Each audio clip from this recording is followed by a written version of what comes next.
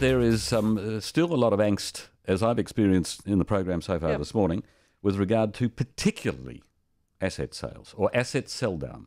But people see it as asset sales, and there are any number of people who have written just this morning and called who will not vote for you again because of the asset sell down, they say. Okay, so let's get a few facts right. Did those people vote for us in 2011?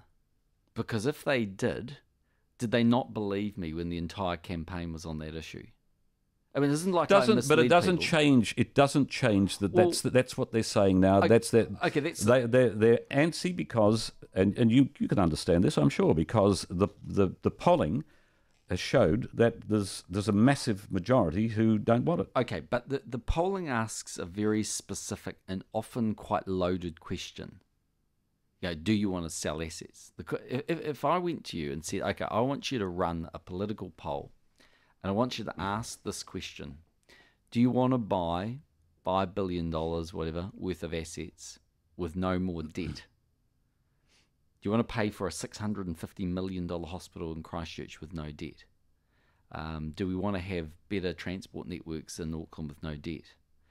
If I said to you, well, let's look at these companies. Were they really well managed as SOEs? Because Solid Energy is pretty good proof it hasn't been.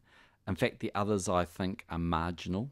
There's no question that all of the disciplines of a partially public but private sector owned companies are much stronger.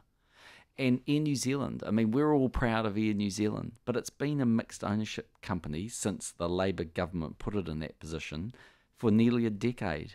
And no political party has said they'll buy them back. I mean, if it's such a mad idea, actually Labour could go out tomorrow with the Greens, promise to borrow yet more money and buy back MRP, Maori River Power, for less than we sold it. So all I'm saying to you is that we have a whole suite of economic policies, and I reckon intertwined they've all worked well. But people look at those SOEs, and I tell you, they're looking in the wrong place. They're $5 billion now worth of assets, plus a few things that obviously would never be sold, like Trustpower. The really big assets sit in ACC, the Super Fund, Housing New Zealand, very different places. Very quickly, let me counter you with this. What people see in the assets that are being sold down are income produced for the government, income producing assets.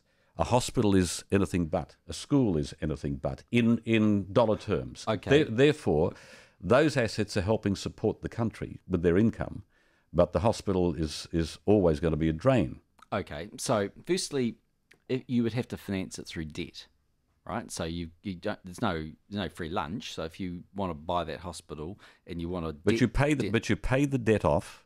Eventually, sooner or later, depending on who's not necessarily. You pay the debt off, but once you've lost that 49%, you no longer have that income. Yeah, but by definition, you have that money sitting in something else. So you would always either have to debt finance it, or you could invest that money. That's one thing. So there's an outflow.